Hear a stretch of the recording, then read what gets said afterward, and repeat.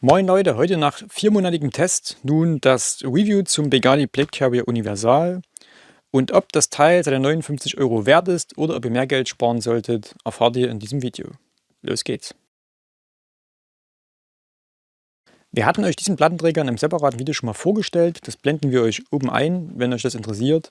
Ich gehe bloß noch mal kurz zum Lieferumfang ein. Also ihr kriegt den Plattenträger, jetzt nicht so wie ich ihn anhabe. Ich habe ihn schon für mich konfiguriert. Ihr bekommt den Plattenträger mit Hartschaumplatten und dazu eine 3er Magazin-Pouch. Die ist universal, da passt G36, M4 und AK-Magazine passen da rein. Die ist mit Molle, dann könnte man hier vorne dran machen. Für mich war die nix, weil M4-Magazine rutschen hier ganz schön weit runter. G36-Magazine gehen schon wieder ein bisschen zu schwer raus. Deswegen, ich stehe mehr so auf diese Schnellziehmagazin-Taschen. Und deswegen habe ich mir praktisch die gespart und habe die direkt abgelassen. Kommen wir kurz zu den Daten des Plattenträgers. Der Plattenträger wiegt mit den Platten 1400 Gramm. Der Kummernbund ist 13 cm hoch. Ihr könnt den einstellen für einen maximalen Bauchumfang von 1,35 m. Und Begani sagt, die Größe ist maximal 1,95 m für den Plattenträger. Der Preis beträgt 59 Euro. Das Material ist 100% 500D Nylon. Und er hat so ein paar Besonderheiten, die ihr bei günstigeren Plattenträgern meistens nicht findet. Die erkläre ich euch aber jetzt im Detail. So, schauen wir uns jetzt mal noch die Details des Plattenträgers an. Und zwar, hier vorne habt ihr eine 3er-Reihe Molle. Das ist völlig ausreichend für Magazintaschen. AR-15 bekommt ihr 3 Stück nebeneinander. Wenn die Magazintaschen natürlich kleiner sind, dementsprechend mehr. Wenn sie größer sind, dementsprechend weniger. Das ist üblich, das haben die meisten Plattenträger in der Größe. Hier unten habt ihr eine Schlaufe, um das aufzuziehen. Das zeige ich euch dann später. Dann machen wir oben weiter. Hier oben habt ihr nochmal Molle. Da habe ich jetzt mein Depth Rack dran. Das kann ich dann rausziehen. Und dann habt ihr hier praktisch Flauschklett, aber der ist mit Molle versehen. Na, ich mache das dann gleich mal ab, dann können wir uns das mal genauer angucken. Hier habe ich ein Namensschild dran und ein Deutschland-Patch. Ihr habt da praktisch 3 Reihen Molle, die aber eng zusammen sind, also nicht so wie hier. Und da habt ihr Klettfläche für Patches, das ist immer sehr schön. Na, dann haben wir hier noch eine Schlaufe, da habe ich meine PDT-Einheit drin. Die habt ihr links und rechts. Na, und hier ist dann praktisch einfach nur noch mal dasselbe. Also ihr habt hier 1, 2, 3, 4 Reihen Molle mit Klettfläche. So, weiter geht's. Und zwar habt ihr hier oben noch ein Admin-Fach. Der Klett hier, also wenn ihr das frisch zugeklettet habt, dann ist es für mich fast unmöglich, das, wenn ich den anhab, aufzuziehen. Also hier, der Klett ist extrem. Also wenn ihr das wahrscheinlich öfter mal aufzieht, dann wird das natürlich sich ein bisschen lösen und ein bisschen leichter gehen. Ich habe das Admin-Fach eigentlich nie genutzt, weil man kommt dort halt echt bescheiden ran. Und wenn ich eine Karte habe, dann packe ich mir die entweder hier in die Ärmel rein oder dann hier. Und sonst, es passt auf jeden Fall sogar ein Handy rein. No, also ich habe jetzt hier ein AR-15 Magazin, PDS, das passt locker hier rein. No, ungefähr, dass ihr so ein AR-15 Magazin habt vom Größenvergleich. Ja, die Tasche ist echt riesig. No, aber wenn die jetzt zum Beispiel so hier ist, dann, jetzt geht's gerade, weil ich sie oft gemacht hatte, aber ich habe die kaum benutzt und dann hängst du da halt wirklich stellenweise dran, wenn man die lange nie benutzt hat. Ja, oder ich bin halt einfach ein Lauch, wisst ihr ja. Hier oben habt ihr Schulterpolster. Das ist sehr schön, dass die dabei sind. Die sind mit Klett, die könnt ihr euch einfach festkletten. Die sind hier wirklich gepolstert, also nie bloß solche Alibi-Polster. Die haben wirklich gut funktioniert und die kann man echt gut verwenden und das sind für den Preis mit dabei. Das ist echt super. Na, bei teuren Plattenträgern, Centauron, da müsst ihr euch die immer nachkaufen, weil die meistens nicht mit dabei sind und das Ding kostet an die 200 Euro. Dann habt ihr hier oben eine große Schnalle, um den Plattenträger leichter auszuziehen. Und hier könnt ihr praktisch dann den in der Länge für euch einstellen über Klett. Und die Nähte hier, die sind alle, also die haben jetzt bisher den Spieltag alle super gehalten. Dann haben wir hier drüben nochmal dasselbe, ne? Also auch wieder mit Schulterpolster. Und hier sind dann schon die Besonderheiten. Ihr habt nämlich hier im Inneren, so Achtung, jetzt wird es laut, ich mache jetzt hier mal den Deckel nach oben. Ihr habt genauso Klett.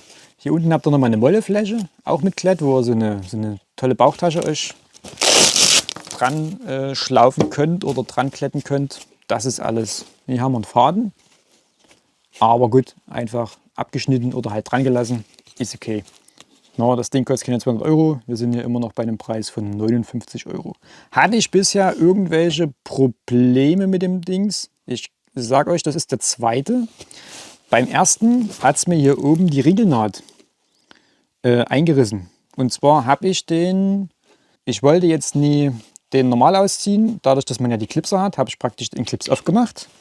Habe dann hier ran gezogen, wo ich ihn anhatte. Und dann hat es hier oben die Riegelnaht bei dem einen eingerissen. Ich habe Begadi angeschrieben. Das war ohne Probleme einfach zurückschicken. Das ist bei euch dann genauso, wenn da irgendwas kaputt sein sollte. Und Walter von Begadi hat mir jetzt gesagt, dass bei der zweiten Charge dann hier die Riegelnaht nochmal verstärkt wird. Von daher, also wenn ihr irgendwas habt, schreibt Begadi an und dann richten die euch das. Ja. So, jetzt haben wir ihn auf. Und jetzt seht ihr hier schon eine Besonderheit. Ihr habt nämlich hier diese Klettpads dabei. Und die habe ich so bei günstigen Plattenträgern noch nie gesehen. Ihr könnt die abmachen, dann könnt ihr die zum Beispiel in die Wäsche tun. Ja, die sollen verhindern, dass sie so sehr schwitzt. Die sind so ein bisschen also die sind nicht so wie die Schulterpolster, sie sind ein bisschen gröber von der Struktur her. Das lässt sich definitiv sehr angenehm tragen. Ob ich jetzt damit weniger geschwitzt habe, keine Ahnung. Ich habe trotzdem, wenn es warm ist, schwitzt du halt im Plattenträger. Und ob das jetzt weniger ist oder nie, kann ich euch nicht sagen. Da bin ich kein Wissenschaftler, um das wissenschaftlich nachzuweisen, ob das funktioniert hat. Schön ist halt, man kann die abmachen, kann die halt waschen. Und dann muss man halt den ganzen Plattenträger in die Waschmaschine packen. Und das hier bleibt wahrscheinlich, also ich habe jetzt nie, also hier unten am Combat Shirt hatte ich auf jeden Fall Schweißflecke. Ob das jetzt hier weniger war oder halt gar nicht, kann ich euch aber nicht sagen. Ja, genau. Also ich fand es sehr angenehm vom Tragen her. Ihr müsst den halt richtig auf euch einstellen. Das ist ein bisschen eine Fummelarbeit. Wenn ihr den richtig eingestellt habt, sitzt der gut. Da kann ich nicht meckern. Da hatte ich schon bedeutend schlechtere Plattenträger. Gerade die günstigen. Da kann man hier echt nicht maulen. So, kommen wir mal zur Rückseite. Das ist meine Konfiguration gewesen. Ich habe hier meine Tasche für mein Funkgerät. Dann habe ich hier eine Granatentasche für meine Teammates. Und hier nochmal eine extra Magazintasche für die Teammates. Das ist nie final, diese Art des... Also ich will das eigentlich anders haben. Also mein Plan ist, mir irgendwann mal so ein Backpanel hier drauf zu packen, wo ich hier oben wieder 3 Magazine oder 3 Granaten habe und hier unten noch eine größere Tasche. Das soll aber auch nicht drüber rausragen, das soll eigentlich genau auf diese Größe hier passen. Begadi, ich brauche so ein Ding. Weil das findest du relativ selten. Wenn, dann findest du nur sowas mit dem Reißverschluss hier bei AliExpress. Die Dinger kosten dann auch 80, 90 Euro. Aber so direkt mit Molle und dass es auch direkt hier auf den Plattenträger passt, gibt es leider noch nie. Ich hoffe, dass Walter da sowas entwerfen würde.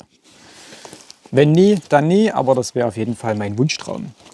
Hier hinten habt ihr dann den Kummernbund, der ist hier elastisch. Das heißt, wenn ihr euch irgendwie bückt, dann gibt der Kummernbund definitiv nach. Das ist ja bei dem anderen Plattenträger, wo ihr nur diesen schmalen Riemen habt, da habt ihr das nicht drin. Ne? Hier habt ihr halt diese Schlaufen und die geben beim Bücken oder beim Hinhocken, geben die halt ein bisschen nach. Und damit können natürlich auch den Kummernbund direkt einstellen darüber. Dann habt ihr hier hinten noch vollflächig Molle und eine Bergeschlaufe. Walter hat mir jetzt in der E-Mail geschrieben, dass er nie versichern kann, dass ihr jemanden damit rausziehen könnt. Ja, also ich würde es nie probieren, ich würde es eher als Tragegriff nutzen. Die Nähte sehen zwar gut aus, aber ich glaube nie, dass das in 80 Kilo Typen hält.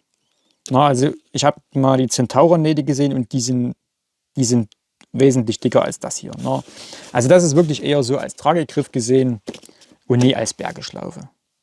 Und wer Milsim spielt, der wird sich wahrscheinlich dann eher einen Originalplattenträger holen und nie den von Begadi. Gehe ich jetzt mal davon aus. Na. Kommen wir mal zu den Platten. Und zwar, es werden ja Platten mitgeliefert. Da kommt ihr ran hier auch über diese Schlaufe. Das ist halt mit den Schlaufen echt schön. könnte laut werden. Und das meine ich vor uns mit dem Klettverschluss. Wenn dann eine Weile nie geöffnet ist, dann...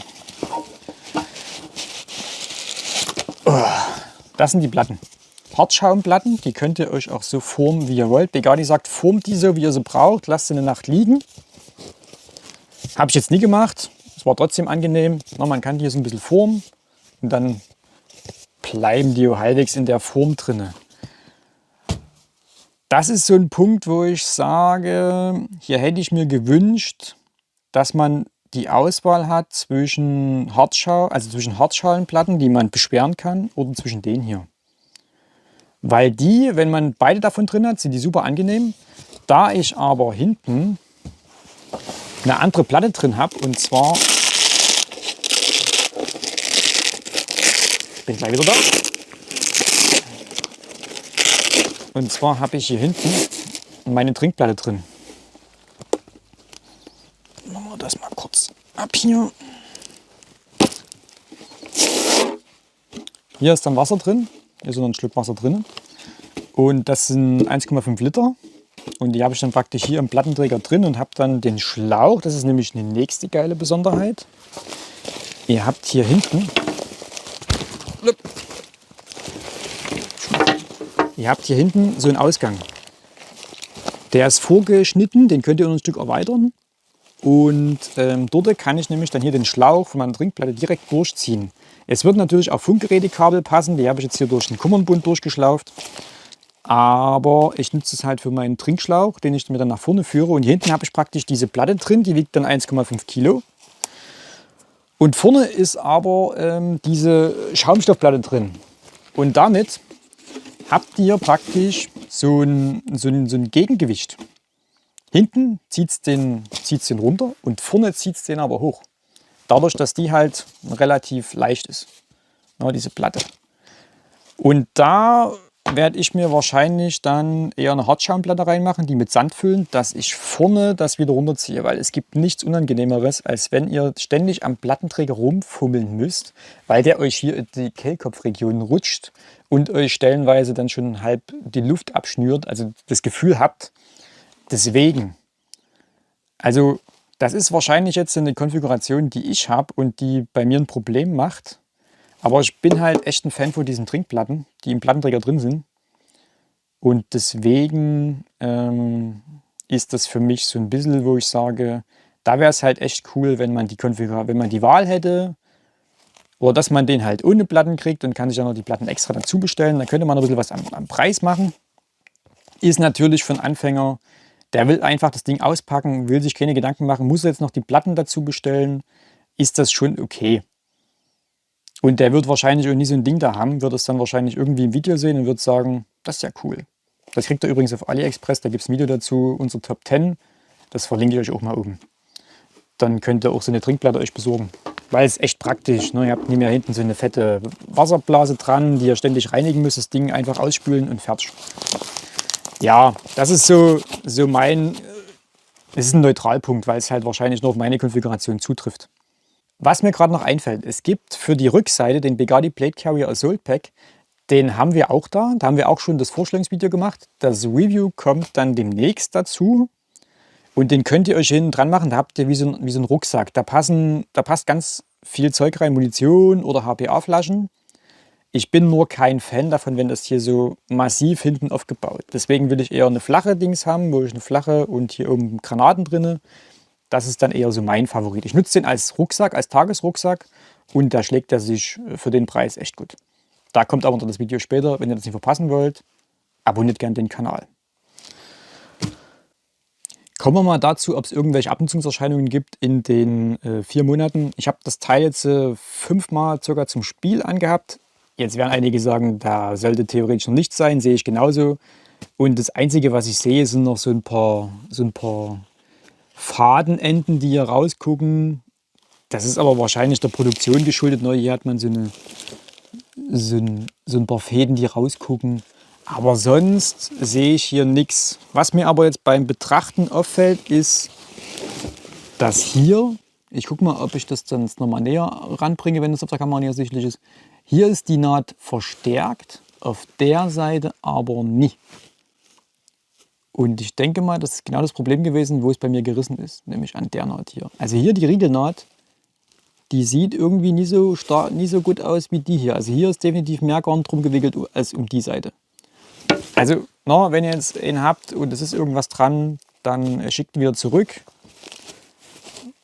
Wenn ihr es gerade hochzieht, sollte da gar nichts passieren. Wenn es schräg hochzieht, dann macht bitte, macht nie direkt hier auf Halk und zieht das Ding extrem nach oben. Na, macht's sachte und ab der zweiten Charge sollte das theoretisch dann behoben sein.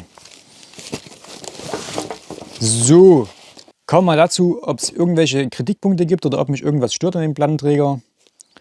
Also was man meiner Meinung nach weglassen könnte und dafür den Preis drücken könnte, wären die Magazintaschen, weil ich bin da jetzt kein richtiger Fan davon. Als Anfänger ist das okay, dass die dabei sind, die funktionieren, ihr könnt verschiedene Magazine reinmachen, aber wenn ihr das Ding längerfristig nutzen wollt, dann würde ich euch empfehlen, holt euch ein paar andere Magazintaschen. Na, weil das hier, ihr könnt das zwar, ihr habt immer hier den Klett, das ist übelst laut beim Aufmachen, also wenn ihr es nutzen wollt, dann macht das hier rein, dann könnt ihr eure Magazine auch schneller ziehen. Und weil das mit dem Klett, das ist halt ernsthaft nervig. Na, die halten dann zwar drinnen gut, aber also ich würde, wenn ich die Magazintaschen nutzen würde, würde ich das immer so machen. Praktisch die Dinger reinmachen und dann kriegt ihr hier die AR14 Magazine. Die kriegt ihr hier gut rein und dann könnt ihr die auch halbwegs schnell wieder rausziehen. Was dann natürlich störend ist, ist der Klett hier vorne, weil wenn ihr euch irgendwo hinhaut, dann habt ihr entweder irgendwas dran, was da nie dran gehört, irgendeine Pflanze oder sowas. Deswegen bin ich halt nie wirklich ein Freund von diesen Kletttaschen. Die funktionieren, die tun ihren Job, die sind mit dabei.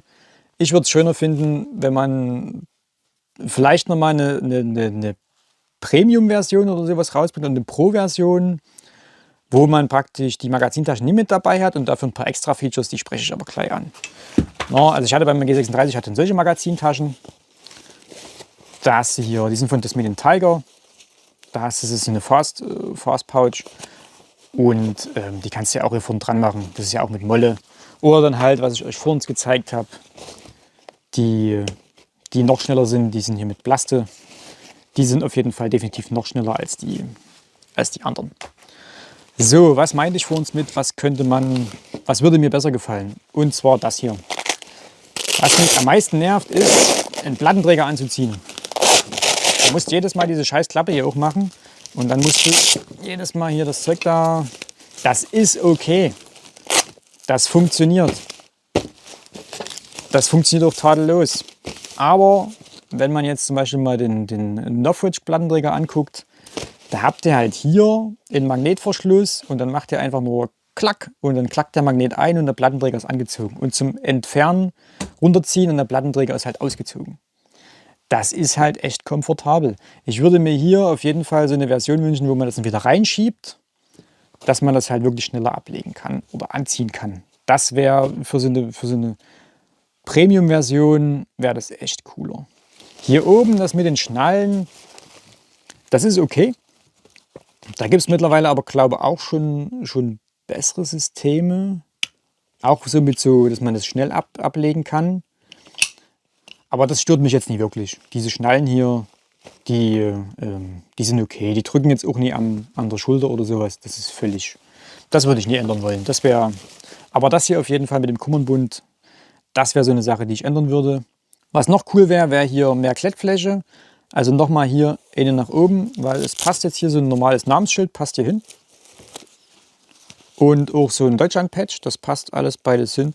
Aber mehr jetzt halt nie. Also wenn ihr euch jetzt noch was anderes mit hinmachen wollt oder ihr habt einen größeren, wir haben hier so einen größeren Patch, der würde wahrscheinlich hier, das könnt ihr mal testen.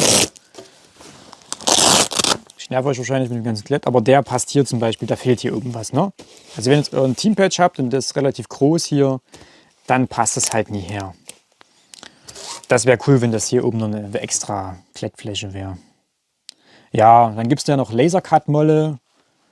Muss jetzt nie zwingend sein, sieht cooler aus, aber da wird es schon seinen Grund haben, warum man darauf verzichtet hat. Das ist jetzt nie so, dass ich da sagen muss, ich brauche zwingend Lasermolle. Also mich stört am meisten der Kummernbund. Also das hier mit dem Aufmachen. Das gibt es schon, wie schon gesagt, schöner. Und sonst, ja, das mit den Kabeldurchführungen ist echt cool. Das habt ihr auf der Seite hier drüben ist es nie. Das wäre noch schön, wenn das hier noch wäre. Weil dann könnte man eventuell hier noch einen Funk durchführen auf der Seite. Wenn es praktisch beidseitig wäre. Ja, sonst kann ich mich aber nie beschweren. Vor allem nie für den Preis. Na, für 59 € einen schönen Plattenträger zu haben, das ist schon was. Gerade als Einsteiger definitiv empfehlenswert. So, jetzt zeige ich euch mal noch, was es. Wir haben nämlich schon länger den Begadi Value Plattenträger im Team. Und den zeige ich euch jetzt mal. Da können wir eventuell schon mal gucken und vergleichen, was der Unterschied ist, weil der kostet ja mehr, hat aber auch natürlich mehr Taschen dabei. Und dann zeige ich euch noch meinen Plattenträger, den ich immer genutzt habe, weil der geht jetzt zum Teammate und ich nutze meinen alten weiter, weil der ist ein Tann. Da kommen wir nämlich auch dazu, was mich nochmal, wo ich sage, Begadi, bringt das Ding in Tann raus. Also Oliv ist cool. Flecktarn ist auch schön. Multicam muss jetzt, wäre auch okay, aber aktuell gibt es den halt in Oliv und in Flecktarn. Das Oliv ist ein sehr schönes Oliv. Da hat Begadi darauf geachtet, dass das eine sehr schöne Farbgebung hat. Manchmal hast du ja billige Plattenträger, die sehen aus wie auf dem Foto, sehen die gut aus und dann kriegst du die und dann denkst du dir so, das soll Oliv sein, das ist doch kein Oliv. Das ist irgendeine Hubertsfarbe, aber kein Oliv. No. Und ich würde den gerne in Tann haben. Aber sonst würde ich den wahrscheinlich auch so nutzen. Aber da den ein Teammate haben will, gebe ich dem den. Der hat nämlich noch eine Weste und Weste ist noch beschissener als Plattenträger. Plattenträger ist schon ein Muss. So, jetzt hole ich mal den Value Plattenträger und dann gucken wir uns den mal noch an und vergleichen mal. Da ist er, Begadi Value Plattenträger. Was mir schon auffällt, ist, dass das hier wahrscheinlich dieselben Magazintaschen sind oder so ähnlich wie sie bei dem mit dabei sind. Dann, was fällt noch auf? Ihr habt hier 2 Schlaufen. Hier ist aber, ihr seht schon, bedeutend weniger Klett und ihr habt hier keine Schlaufen dran. Ja, also das ist schon mal ein krasser Unterschied zu dem hier, dass hier viel, viel mehr Klett ist und das natürlich dann besser hält. Ja, seht ihr ja hier, jetzt muss ich hier gucken, dass ich das hier wieder genau da drauf kriege, dass es hier vorne auch hält. Dann habt ihr hier oben, ihr seht schon, das ist zwar höher, würde ich jetzt mal schätzen, dass es höher ist, aber ihr habt hier oben nur 2 Reihen Klettfläche. Hier sind es schon 3. Sehr gut, dass das geändert wurde schon. Habt ihr hier drüben noch 2 Schlaufen. Wofür die jetzt sein sollen, ergibt sich mir jetzt nie so der Sinn, warum die schräg sind. Ja. Hier habt ihr auch nochmal 2 Schlaufen. Das ist für Kabeldurchführungen. Dann habt ihr, ihr seht schon, ihr habt hier viel mehr Magazintaschen und Taschen dabei. Ihr habt hier 1, 2, 3, 4, 5 Magazintaschen. Da passen wieder universal rein, also G36, M4 und AK, weil die sehen von der Größe her sehen die gleich aus. Wir testen das mal. Ja, also M4 Magazin passt rein. G36 Magazin. Okay. Das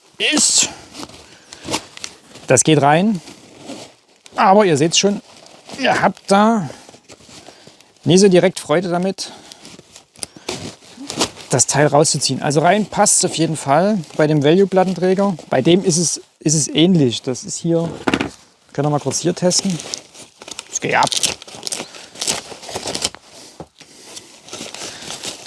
Das ist hier. Nee. Das geht genauso bescheiden. Also wenn ihr das drin habt hier, die Dinger da, dann ist es genauso bescheiden. Also wenn ihr es normal nutzt, geht das G36 Magazin rein, aber auch eher schlecht als recht, gerade weil ihr hier oben die Nase habt. Ich habe jetzt hier zum Zusammenklipsen die Dinger schon entfernt, da geht es halt ein Stück leichter, aber ihr habt immer noch hier oben diese Ecke und deswegen kauft euch da das mit dem Tiger zum Beispiel oder halt von Begadi und dann geht das rein, dann geht das raus Es funktioniert besser als das hier. Das ist für M4 ist es vollkommen ausreichend. So, ja, ihr seht schon, die haben ein bisschen gelitten in der Zeit. Die sind aber noch ganz. Die wurden definitiv jetzt 3 Jahre gespielt. Hier darunter ist wieder Molle. Und dann haben wir hier eine große Tasche, eine große Admin-Pouch. Nee, keine Admin-Pouch, eine Sunny-Pouch oder irgendwas. Und hier haben wir nochmal so eine große Tasche. Also 2 von den großen Taschen sind da mit dabei. Was ihr hier nie habt, hier oben, ihr habt keine Admin-Pouch. Die habt ihr nur hier. Da wurde hier drauf verzichtet. Und ihr seht schon, der Common-Bund, der ist halt erstens mal viel, viel dicker. Noch hier ist er halt, sind so lose und hier ist es ein richtig fester Common-Bund. Deswegen wirkt das Teil auch eher wie eine Weste. Und wenn man die jetzt mal so, der ist halt auch bedeutend größer schon alleine von der ganzen, ja, also der JPC hier, das ist ja so ein JPC-Nachbau, der ist bedeutend kleiner. Ja, wenn ihr jetzt größer seid, ist es vielleicht, aber ich fand den nie so toll, den Plattenträger. Ich stehe wirklich lieber auf sowas leicht, klein und nur das Nötigste bedecken und auch nur das Nötigste mitnehmen. Glaubt mir, da kommt ihr besser. Hier habt ihr auch wieder so einen Tragegriff dran und hier die Nähte, die sehen genauso aus wie bei dem anderen. Also ich würde hier auch nie mein Dings dafür wetten, dass ihr damit jemanden rausziehen könnt. Hier ist sogar hier oben nochmal das Bugatti-Logo eingestickt und der ist ein Stück dicker. Hier ist es nur einfach und hier ist es doppelt genäht. Schulterpolster sind genauso mit dabei. Aber hier seht ihr zum Beispiel das, was ich meine. No? Schulterpolster, Vergleich. Das hier ist gefühlt 2 mm Schaumstoff drin. Und hier, Achtung, es wird jetzt laut. Und hier ist das fast 1 Zenti stark. Also die sind auch definitiv besser als die hier. Und was ist noch ein Unterschied? Ihr habt hier Platten dabei, aber das ist eher, das ist sowas hier. Das gibt dem Teil weder Steifigkeit noch irgendwas anderes. Und deswegen ist man hier praktisch, wenn man das Ding durchnutzen will, gezwungen, schon nochmal die Platten auszugeben. Der kostet 90, ist auch nur noch in Multicam lieferbar. Deswegen weiß ich auch nicht, ob der überhaupt noch reinkommt oder ob das ein Auslaufmodell ist. Das kann ich euch jetzt nie genau sagen.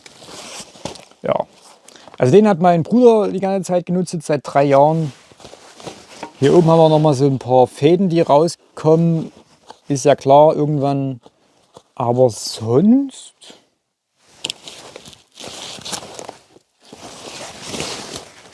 hat der jetzt unter nie viel Alterserscheinungen. Deswegen stimmt mich das positiv, dass es mit dem genauso sein wird. Ach ja, warte.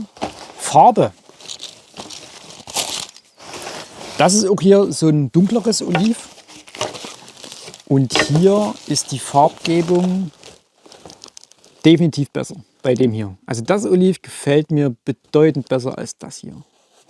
Das kann ich euch, ich hoffe, ihr erkennt das auf der Kamera, dass es unterschiedliche Olivtöne sind und die von dem neuen Plattenträger ist bedeutend besser, die Farbe. Die ist wirklich viel, viel besser gelungen.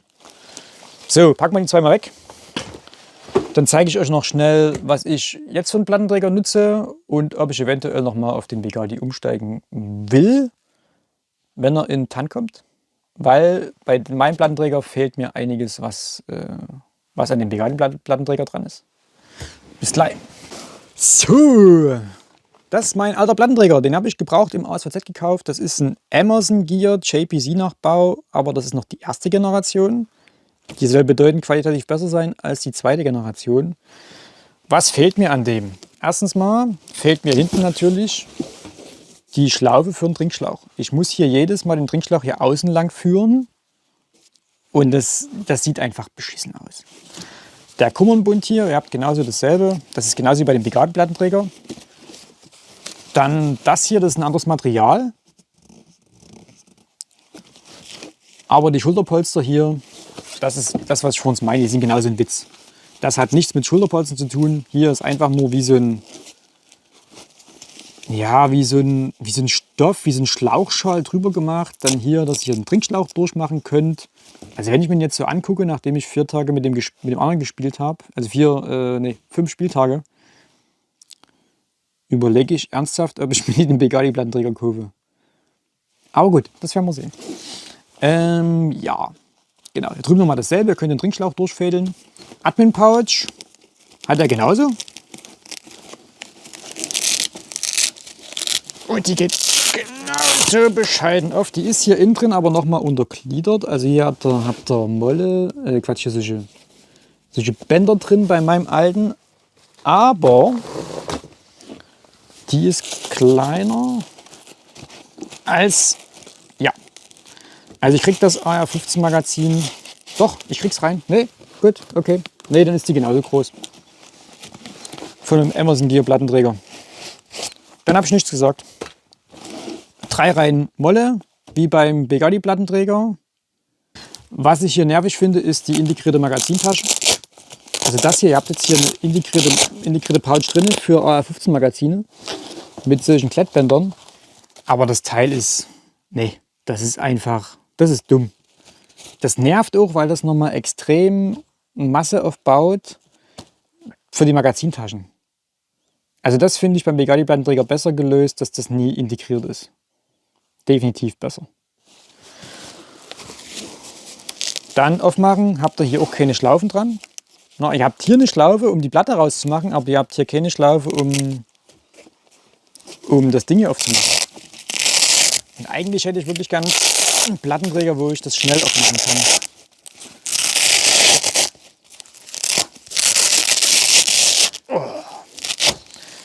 Also Bugatti, bitte eine Premium-Version mit Schnallen. Hier dasselbe, keine Schlaufen, um das aufzumachen, wie bei dem Value-Plattenträger.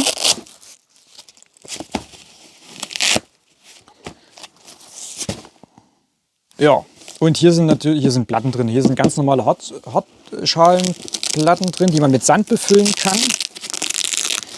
Die dürfte ja der ein oder andere schon kennen. Meine Fresse!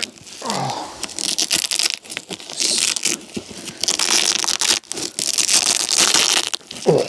5000 Jahre später. Die hier meine ich, die sind vorgeformt und hier oben habt ihr ein Loch drin, da könnt ihr Sand reinmachen und dann sind die dann geben die euch nochmal ein Gewicht, dass der Plattenträger ordentlich vernünftig sitzt. Die sind aber auch bei Bugatti aktuell, glaube ich, nie lieferbar. Da waren nur andere lieferbar, solche kleineren. Das wäre cool, wenn die wieder in den Shop reinkommen. Weil dann hat man immer noch die Wahl zwischen den oder den Hartschaumplatten. Ja. Gut. Das soll es soweit gewesen sein zum Video. Also ich mag den Bugatti Plattenträger und wenn ich jetzt meinen angucke, den ich jetzt ein halbes Jahr nicht gesehen habe, dann ja, ich glaube, ich muss noch mal Geld ausgeben. Okay. Genau, das soll es gewesen sein mit dem Video. War jetzt schon wieder lang genug. Und ich hoffe, euch hat es gefallen. Lasst uns ein Abo da, ein Like und bis zum nächsten Mal. Ciao. Ich warte schon auf den Kommentar. Die gelben Punkte sind aber nicht dort, wo die Steckdosen gebohrt sind.